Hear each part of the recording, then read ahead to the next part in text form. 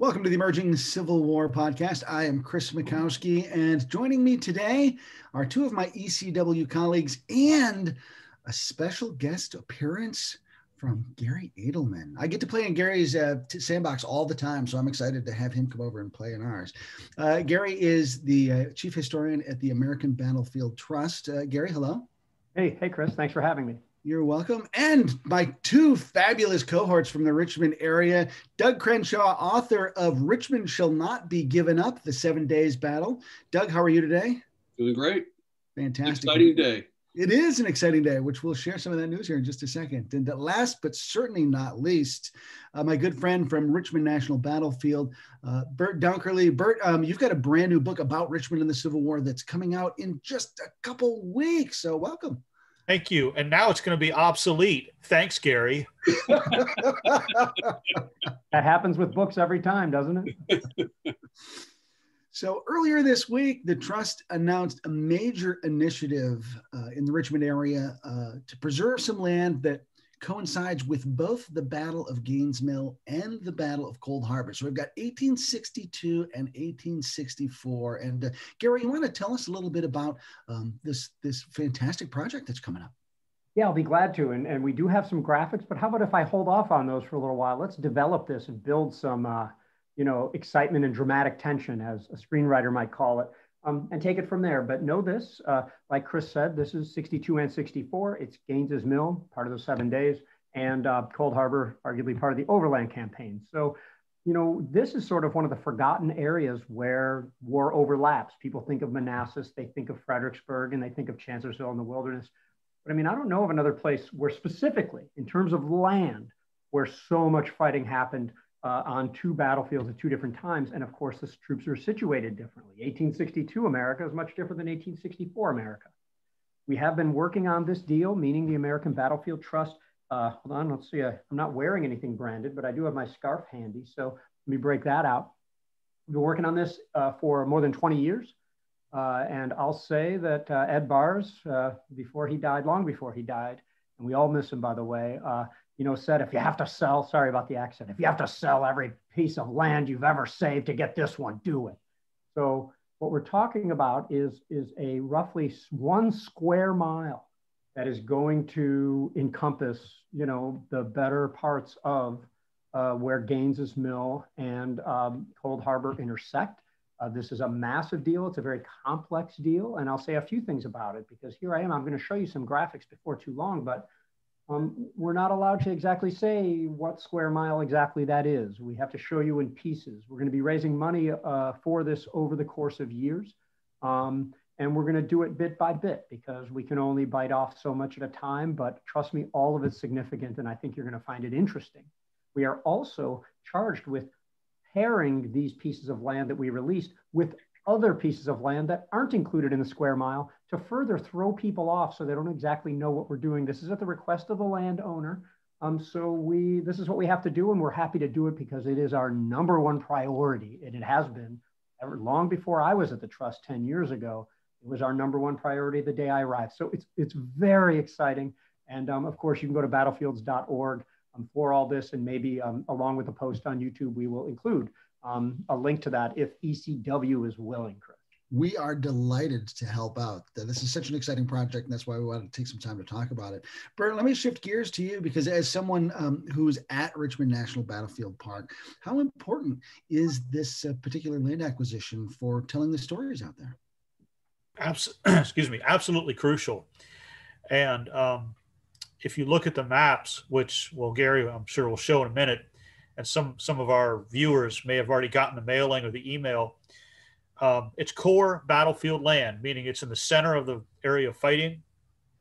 And that whole section of either Gaines's Mill, that whole section of the Union right, Confederate left, is not preserved, unprotected. And conversely, that whole southern end of the Cold Harbor battlefield is not protected at all right now. So this is a major step. And the comparison that I like to make is, imagine if the Gettysburg battlefield had everything that it has now, but Devil's Den or the Wheat Field was not in the park. Or imagine if the sunken road at Antietam was not in the park and everything else was. It's a key part of the battlefield that is inaccessible and not preserved. And this is a major step forward. So we're all very excited. Now, as I look at these maps that Garry is showing, Bert, Gaines Mill was horizontal. Cold Harbor is vertical. It's like magically the battles are perpendicular to each other. Yeah. So, Doug, when you found out about this, it was like Christmas came early. I jumped out of my chair. I couldn't believe it. I've been waiting for this forever. It's so exciting. I'm going to look at the map and see all the land that's been saved by the Trust, RBA, Richmond Battlefield Association, Hanover County. It's just spectacular. And these pieces are places that people have always wanted to go see, and we haven't been able to take them there. It's just, and the land is in great shape. So it's the perfect time because development's out there. This is fantastic work. So since we're looking at the Gaines Mill map real quick, Doug, as the Gaines Mill expert here, author of Richmond Shall Not Be Given Up, tell us a little bit about, the fighting that actually took place on this ground.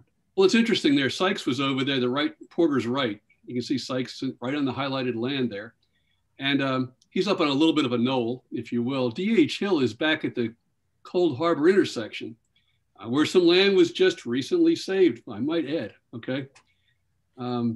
D.H. Hill starts to advance and Jackson pulls him back, but when the big attack happens around 7 o'clock, D.H. Hill advances and drives Sykes from his position. So it's the same land that's fought over in 1864. It's fantastic. So, Bert, why don't you tell us a little bit about that fighting in Cold Harbor? And then I'm going to ask Garry to kind of talk about some of these pictures that he's teasing us with, because I know getting Garry to talk about pictures can be a little hard. But Bert, tell us a little bit about the action at Cold Harbor that takes place on this ground. Sure. Well, a lot of our viewers might know of the Cold Harbor battlefield that's currently open to the public, and they've done the tour road and walked the trails there. Yeah, that dark green area that's you're looking at in the center of this map, there was actually not a lot of heavy fighting there. That's just the property that the park could acquire back in the 1920s. Some of the heaviest fighting took place to the north of that and to the south of that.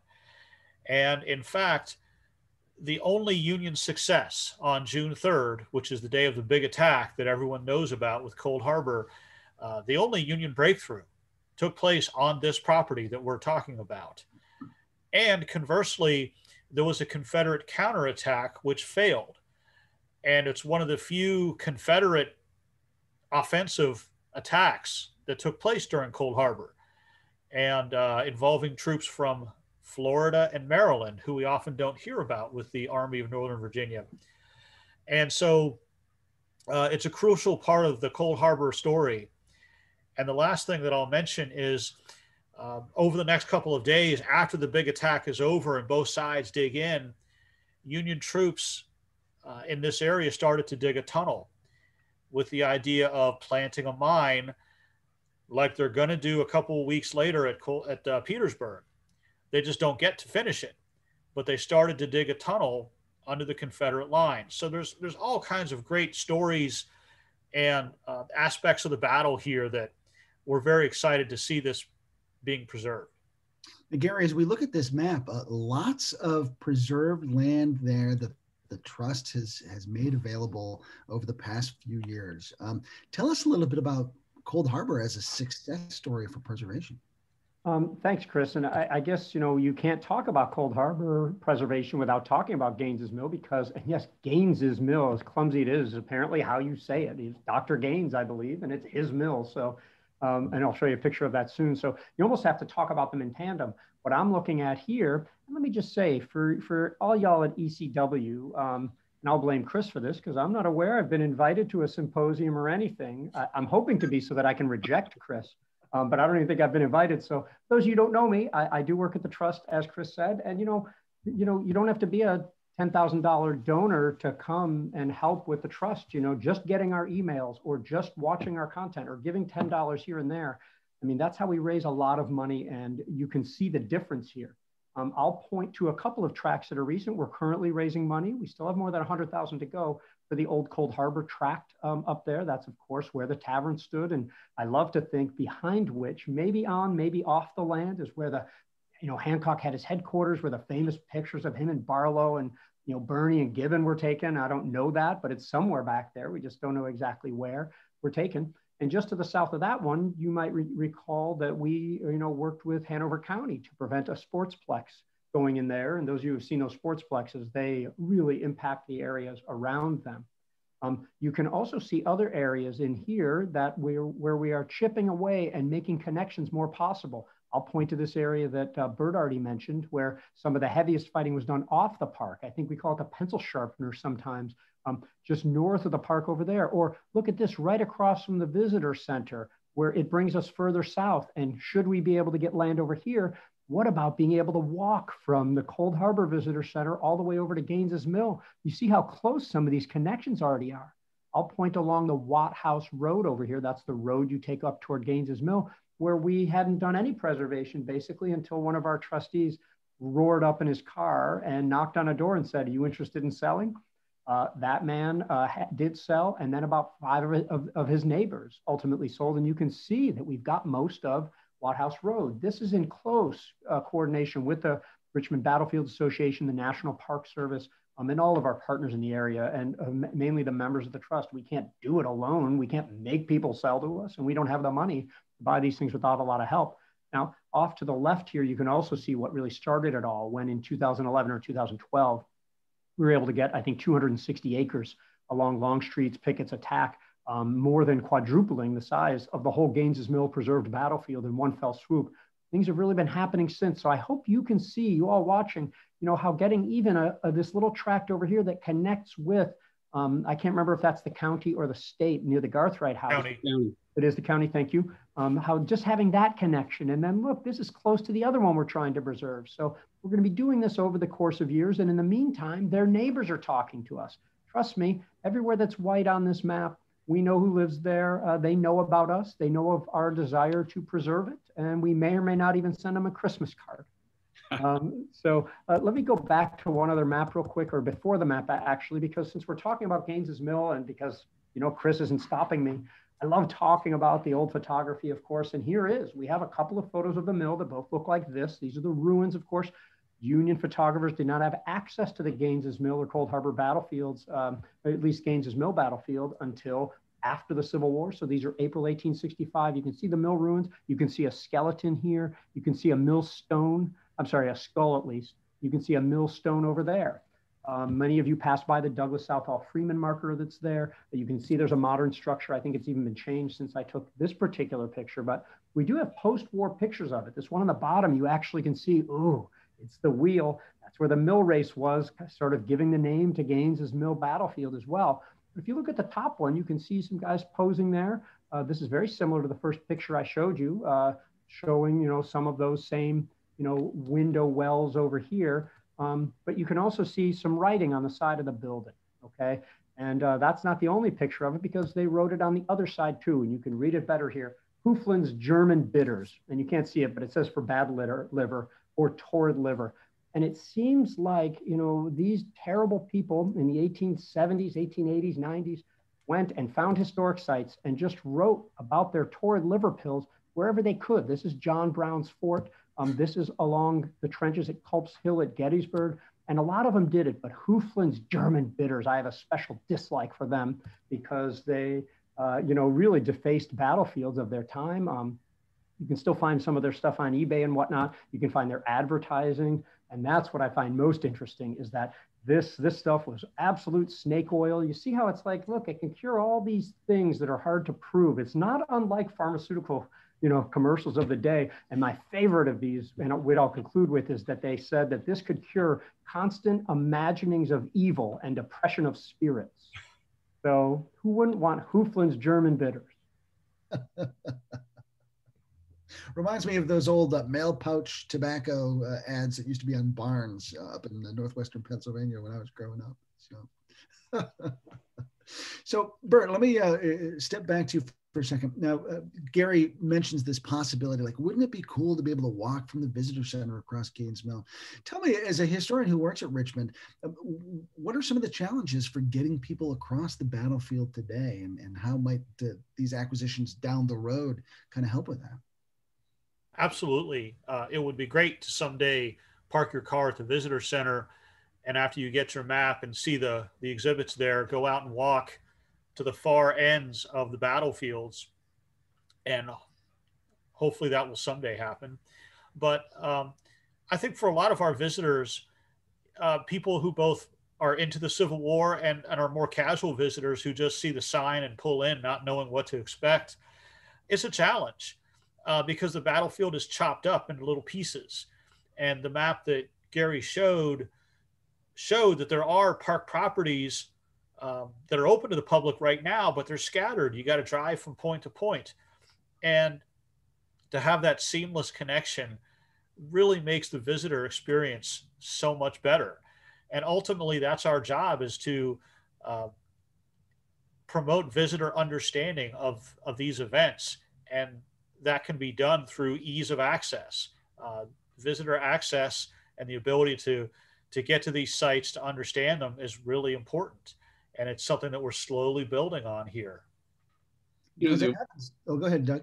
I was going to say, over at Gaines Mill, the way the trust is saved property over there, you can actually walk a large part of the battlefield, but one half of it is still inaccessible. And I hope this will help to improve that situation.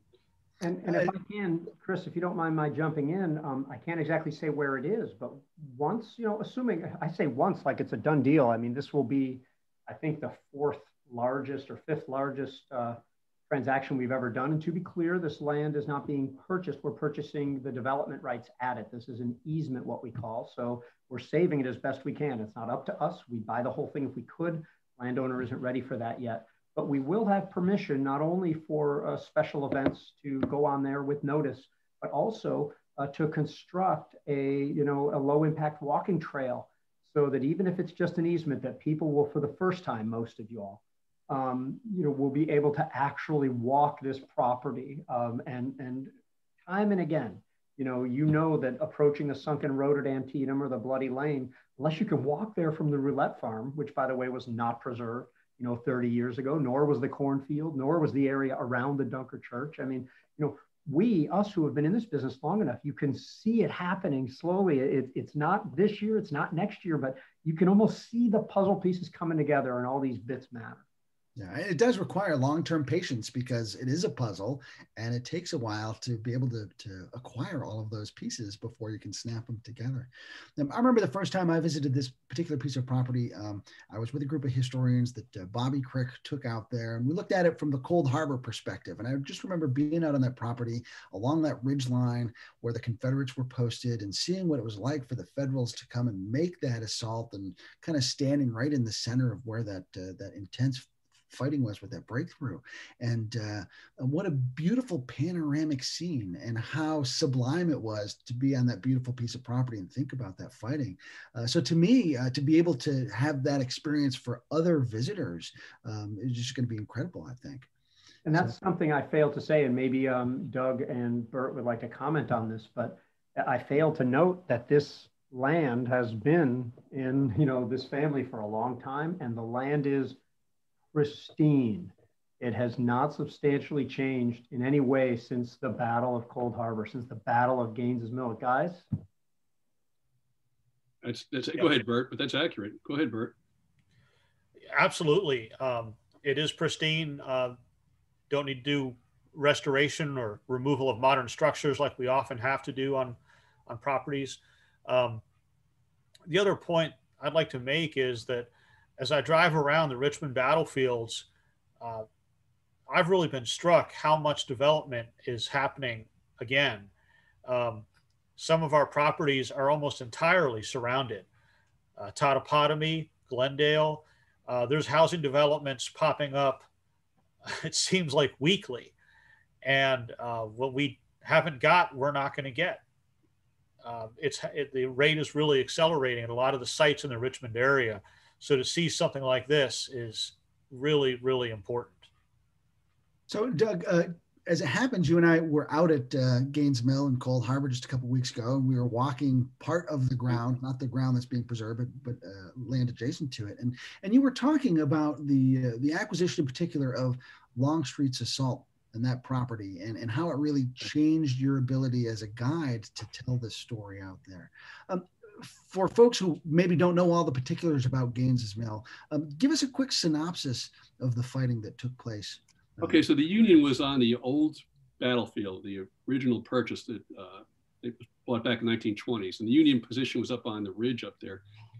The Confederates came across fields, and they launched several smaller attacks, but at about 7 o'clock, they launched this massive attack, Lee's largest attack.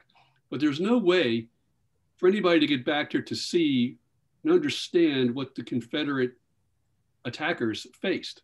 And now with that land open, you can see you're coming across this wide open field, coming out of the woods across this wide open field, and there's artillery hitting you from across the river, which is not far away, and there's artillery hitting you from the front and rifle fire. You can now go and walk all the way down a path and go all the way across to the Union side and you can follow Hood's attack, and the land that's saved covers Longstreet, and Hood's attack is not saved until the very end of it, but it's on farmland, and the farmer seems to be keeping it that way.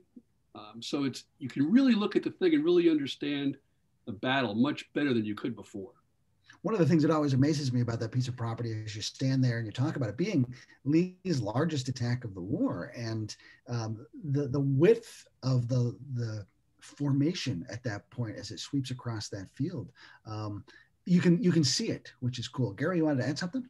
Yes, because I'm really into, people ask me, what's the biggest, what's the best, especially as a Gettysburg guy who, people tend to attack me with Franklin. Oh, man.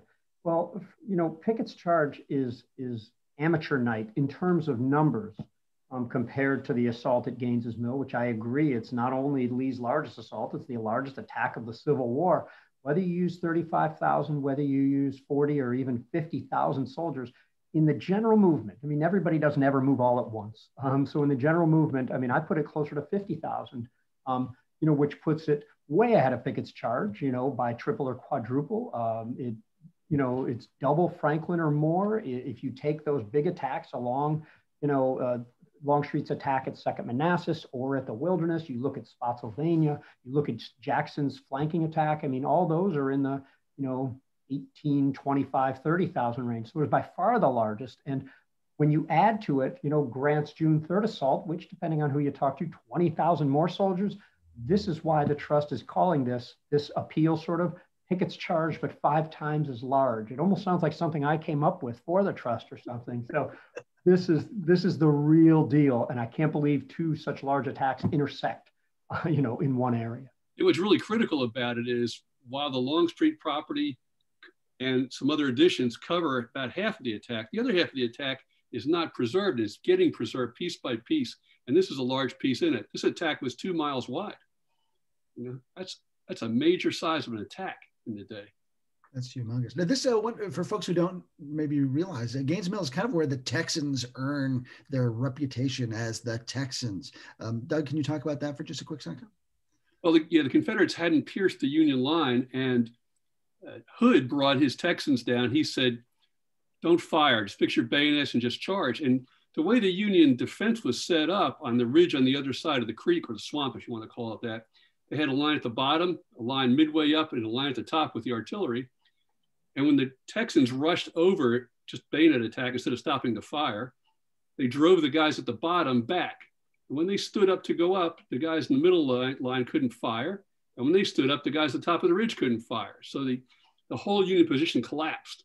D.H. Hill would argue that he pierced the line first, by the way, on the property is trying to be saved. So that debate rages on. But I find that really interesting because that's similar to what happens at Missionary Ridge, I think, the following year. And, I think it's just great that we don't need to preserve this land for you to be able to understand what Doug just said.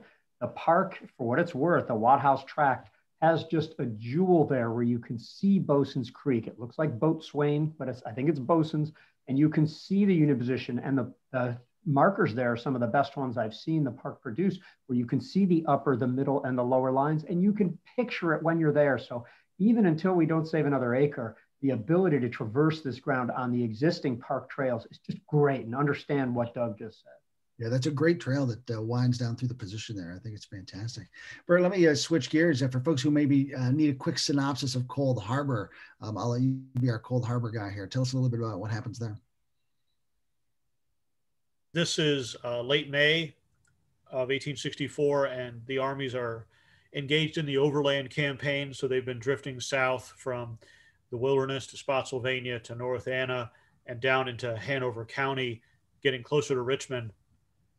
And the Confederates have given up a lot of prisoners. They've given up a lot of ground. And the Confederate Army has become a little bit lethargic. You've got to remember Longstreet is wounded. You've got Anderson, and he's a new corps commander. You've got Ewell, who's not on top of his game. So the Confederates have a lot of command structures problems within their army. And Grant's feeling very confident by the time the army gets to Cold Harbor at the end of May. And the initial Union attacks, which everyone forgets about, at the end of May, and here you see on this map, May 31st is when the initial Union attacks the crossroads, which the Trust is currently saving, that green area right there, were successful. And a Confederate counterattack failed. And so in Grant's mind, what do you want to do? The enemy has been not responding aggressively like normal. You've had a success here. You want to follow that up. So Grant concentrates the rest of his army at Cold Harbor, which was a place that neither commander had really thought about ahead of this. And it takes more time than Grant anticipates to get the army in position. And by the time they launch their major attack, it's June 3rd, and the Confederates are ready. They've dug in. And that's where most people forget that the fighting goes on for several more days. Both sides dig in. There's small attacks launched by both sides after that, but just a lot of skirmishing and trench warfare. And that's when Union troops attempt that tunnel that I mentioned earlier. And this is a battlefield that's 7 miles long in terms of trenches from end to end. And even when everything on this map is preserved, we're still only going to have a fraction of it. It's a massive battlefield, huge. For 2 weeks, the armies are here. And there's very few battles that have that size and that length to them. So this is a major step forward, and I think giving Cold Harbor the recognition that it deserves. Now, Garry, I was talking with my partner in crime, Chris White, and he was telling me about some drone work that you guys were doing at some of the new property out there. And he mentioned, like, once the drone got up, you can see Richmond, and so, like, you've got to make these attacks. He was stunned by just how close this battlefield is to Richmond. I'm assuming you've seen some of that footage, and what sort of impression does it make on you to realize you're that close to the city? Yeah, I have. And I do know that Chris White guy, as a matter of fact. I have looked at it, and I'm embarrassed that I didn't have that Chris White reaction, because I'm somewhat obsessed with the balloon operations sort of known to have taken place, right on and in the edge of the Gaines's Mill battlefield, in 1862. I mean, especially when you've got a Union balloon up and E.P. Alexander's up in the Confederate balloon. And I have always wanted to imagine, so I'm disappointed I didn't really catch that. What I caught from it is, oh my God, I could be looking at any battlefield because it's so pristine here. It looked like a battlefield, which is not always the case with the things that we buy. So I guess that was my takeaway.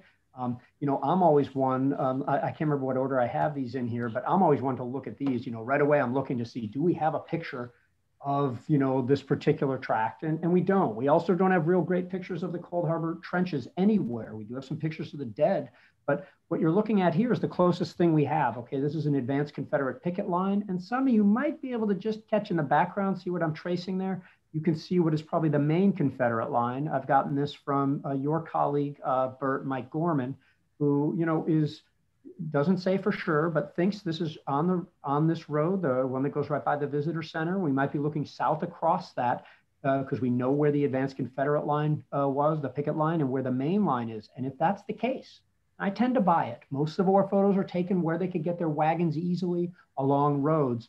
If that's the case, the land we're trying to preserve right now is just off to the left here. You might be looking at some of the intervening woods or maybe just off of the frame. So this is as close as we can come. We really don't have good pictures of the trenches at Cold Harbor. I'm going to go way back here to show you one of them that people overlook a lot, and that is right here. In one of the pictures, it looks like it's not this one, right where all the soldiers are standing here next to the tavern. You can see all sorts of earthworks right there in one of the pictures. So I'll point that out. And of course, some of the other photos we have, include the reburial of the dead and the dead sort of just bleaching in the sun. So just a lot to process. And as you think about, gosh, we'll have this resource. We've got to learn about it now so that we can educate people about the value of preserving it. And then you'll eventually have to think about educating people with interpretation. So there's a lot to unpack once you start looking at a piece of ground like this. Garry, what's that process for you like, kind of behind the scenes as you're gearing up for this kind of stuff? Yeah, well, I'm glad you asked that, actually, because this is a big one. We think that, and y'all at ECW know this. Even if you're a big Cold Harbor Gaines's Mill fan, you're probably frustrated that some of your friends don't pay enough attention to it. Doesn't get the import. Gaines's Mill is the second bloodiest battle in American history up to that time when it was fought. I think only Shiloh was more at the time. So, it's frustrating, but we think that when it comes to, saving land, we know that members will be more likely to give to Gettysburg, Vicksburg, or Franklin, something they've heard a little bit more about than they might for something like Gaines's Mill or Cold Harbor. So we felt from the beginning we'd have to make the sell a little bit more, and even for Cold Harbor, which is well known, most of what people know about it is wrong, not ECW, but the public, it's one big attack, everybody's pinning their names to their backs and everything like that. And, so we thought we'd have, an uphill struggle. To that end, we sent an emissary to meet with the Richmond National Battlefield Park, specifically in this case with Bobby Crick, and secure as many resources as we could that were relevant to these particular tracts. The park was very helpful in that. We have been pre-advancing sort of social media content to do it. We made sure we already had a Peninsula Campaign animated map and an Overland Campaign animated map. We just held a special Zoom with our color bearers. Those are our higher giving society so that they could get on board. So to answer your question, Chris, we're doing everything we can to slowly, over the course of months and even years, to educate people about not just the events there, but who fought there, why it's important. I love the story about one battle with no trenches, hardly any, another with trenches. I love the idea of the African-American experience flocking to the Union Army in '62 before the Emancipation Proclamation. And what a different story it is just 2 years later in 1864, where the Union Army is performing a wholly different service after that went into effect. So in short, we're trying to delve into as much as we can and put out as much as we can and tell the stories that we think need to be told, both to help us preserve the land, but also to, make good on preserving it. Bert, your former superintendent, Dave Ruth, a great friend of ours, told me once that as soon as they preserved land, he'd like to make sure people got on it as quickly as possible. So from the park's perspective, what's it like for you as an employee to no, this will be coming down the road and here are some things that, we might be able to do with this property. And of course, lots of mights because it's not a done deal, et cetera, et cetera. But you've got to start thinking about the potential this has for adding to your story. It is exciting, and it's something that we on the park staff don't often get to do because a lot of parks aren't adding new land. But excuse me, it's a process of thinking about, visitor access. Where's the parking lot going to go? Where are the trails going to go? What are the key features that we want to highlight, which will largely dictate where the trail goes? What do we want to say on the interpretive markers? And then in the process of designing those. And of course, all that has to take into consideration not damaging resources when we put in parking lots and trails, archaeological compliance to go along with that. But it's an exciting process because you're creating something that will forever be in place. Those of us who have been to, the well-established parks like Shiloh and Gettysburg and Antietam, their trails and roads and interpretive markers have been in place for a long time. To have the chance to create that and build it, it is really exciting. It's an opportunity. And Doug, I've got to imagine for you, sort of as a guide, but also as a fanboy too. I mean, this has got to be really cool to be able to finally get out there. It is. It's beyond exciting. I literally jumped out of my chair. I didn't know this would ever happen. And I heard rumors, but then this came across. I was so excited about it. It's like Bert said, you get an opportunity to put the trails in, to get people out there, get them to really understand what happened, how important it was. And Garry made an interesting point, if I might. The juxtaposition of the two eras of fighting, 62 to 64, is so evident right there. You can see no trenches and deep trenches everywhere. It's just, and they're right next to each other. It's just amazing to study. And it's puzzling, having had this problem at Spotsylvania, it's puzzling when you've got 2 weeks of fighting and they're constantly rewriting the landscape. So then, 2 weeks of fighting at Cold Harbor on top of the time that they were already there in 1862. So you've got all these different layers of battlefield changes that are happening on the fly. So, yeah. Go ahead, Garry. Garry, I know that getting you to sit still this long is always a challenge. Folks who are Garry Adelman fans know that Garry doesn't sit still well necessarily. And so I feel delighted that you've been able to spend this much time with us. I want to make sure, though, that you have the chance to make a pitch. How can people help? Before you leave, how can people help with this project? So there's a lot of ways to help. And thanks, Chris. First of all, if you do nothing else, like I said earlier, get to know the trust better. My guess is you might see us on social media. I'm sure there's a lot of members among ECW. We're all playing in the same, sort of sand pit at this time. But if you're not already getting our emails, that's how you keep up with what we're doing. And that's how we send you, hopefully, compelling offers for how to get involved. It's also how we send you some of our best educational materials. Beyond that, in a more direct thing, I mean, we're a fundraising organization. We don't do anything without that. So I would encourage you to go to battlefields.org. We're going to make it real easy for you to find it once you're there. I'd have to give you a long link now, but if you just go to the Preserve tab, it'll be the first one. I wouldn't be surprised if it isn't a hero image on our front page right now asking you to, it looks like it is. So just go to battlefields.org and you'll go there. You'll see historian testimonies, including some from Bob Crick and Gary Gallagher and other people as well, talking about the import of this land. And, if you agree that it's important, do something if you can about it. Again, even a small gift or a larger gift, or become a member of the American Battlefield Trust would be really helpful as well. For those of you, who are more on in years, like at least two of us on this call, you might want to consider putting the trust in your estate plans that I have. And I don't have much of an estate. I'm a historian, but again, every bit helps to do that. So I really want to thank you all. Y'all, depending on where you're from, at ECW for having me. I know you guys all very well. And, every time I'm out at Cold Harbor, I'm amazed at how hard it is to understand that battle, in the 2-week slugfest that's there. So I'm honored to be with you three guys who no doubt know a lot more about Cold Harbor and whatnot. And I appreciate the opportunity, and I appreciate the opportunity to talk to y'all at ECW too. It's our delight to have you with us, my friend. Always great to see you. So cool. Is this where I head off, or I'll let you head off into the sunset, and I'll give Doug and Bert the chance to get their 2 cents in before we wrap up. Garry Adelman, thank you very much for being with us. Thanks for having me. Feel free to give me a hard time after I leave. Will do. Bye, everybody. Thank you, Garry. Happy holidays. So, Doug, your last word on this fantastic piece of property. It's fantastic. I just hope people get involved in helping to preserve it and helping to learn more about it. It's an incredible place. So, and Bert, I sort of had images when you heard this news that you went out with a quarter keg and just danced some sort of pagan ritual on this property. It's so exciting. I heard the news report about that, right? Your final thoughts, Bert.